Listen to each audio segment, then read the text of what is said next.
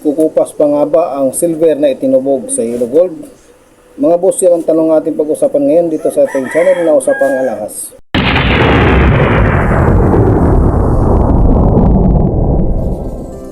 Mga boss, pag-usapan natin ang tanong ni Boss Jeffrey na sabi niya, paano kung silver itutubog sa yellow gold? Kukupas pa ba? Mga boss, ang silver ay pwede siyang itubog sa yellow gold.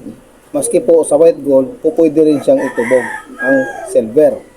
Pero mga boss, kung ang silver tutubog natin sa yellow gold, kukupas pa rin po yan.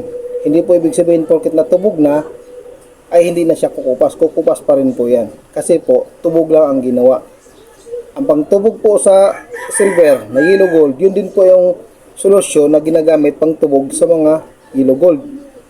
Pero ang solusyon po na ginagamit pang tubog sa yellow gold ay po pwede rin itubog doon ang kagaya ng silver. Pwedeng gawing yellow gold ang silver, pwede rin ang tanso, pwede rin itubog sa yellow. Kasi po, kaya po siyang pakapitan sa pangtubog ng ginto. Kaya sa tanong kung kukupas, yes boss, kukupas ang tubog ng yellow kapag silver ang ating itutubog. Ang silver, itutubog sa yellow, kukupas. Pero, hindi naman po ibig sabihin na kukupas ay agad-agad siyang kukupas. Unti-unti lang po yung magpipade. Ang unang-una pong magpipade dyan, yung mga parte ng mga ibabaw, yung mga madalas na sanggi-sanggi. Tapos yung mga sulok-sulok, yun po yung mga huling maiiwan na nagiging yellow. Kaya kayo, kung meron kayong silver, ipapatubog ninyo sa yellow, kukupas pa rin po yan. Pero mas okay na ang silver itutubog sa yellow. Huwag lang sa white gold. Huwag lang po itutubog sa para maging white gold ang silver. Tandaan nyo mga boss, mas okay ang silver na itutubog sa yellow. Itutubog sa yellow, huwag lang sa white gold. Kasi po, kung ang silver ninyo, nagsawa na kayo sa pagiging yellow, gusto nyo nang ipabalik sa silver, ang yellow, madali pong aalisin yung pagkakapit ng yellow doon sa silver. Susunugin lang yan, iinitan, kapag nagbaga, ilulublob lang yan sa acid, tapos tanggal na ang kulay. Ganun po kadali maalis lang ng biglaan or pangkalahatang alis kapag ang silver nakatubog sa yellow. Pero kapag ang silver tinubog sa white, hindi po pwede ang ganung proseso.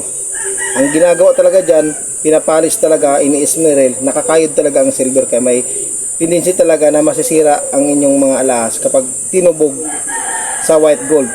Kasi po, kakayo rin talaga, aalisin talaga yung pagkakapit ng white gold doon sa silver.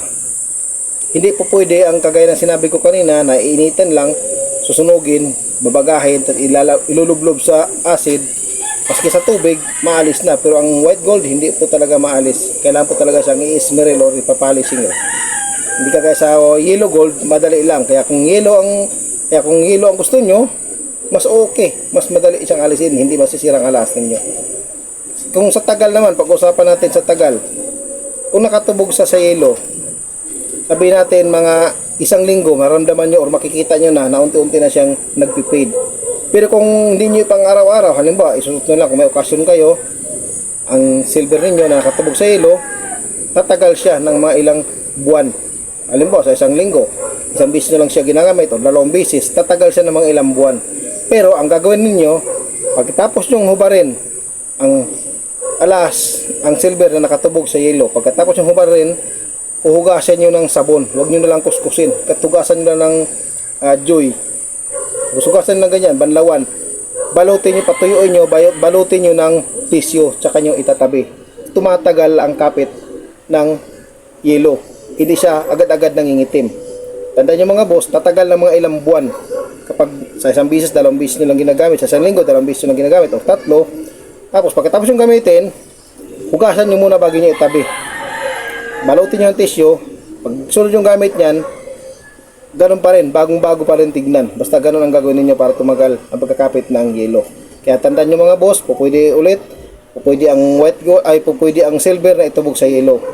Sa ganung proseso na binabalot, hinugasan mo na bago itatago, tumatagal lang mga ilang buwan. Pero wag nyo na lang ipatubog sa white gold kasi nga maaring masisira ang design ng yung mga alas na silver kung yan ay tinutubog sa white gold kasi mas makapit, mas matigas kayo rin ang tubog na kumakapit doon sa silver. Pero kung gusto niyo talagang magiging puti, pwede rin, nasa inyo na yan. Pero Ang hilo talaga mga boss, madali lang tanggalin. Kaya kung gusto nyo bumalik ulit sa pagka-silver, magsawa kayo sa pag-hilo, ganun lang kadali mga boss ang magiging proseso. So yun lang mga boss, nasagot kong tanong ni Boss Jeffrey dito sa ating channel o sa mga lahas. At sa di pa nakasubscribe, please like and share and subscribe para lagi kayong updated sa aking gagawing mga video. Maraming salamat sa iyong panonood.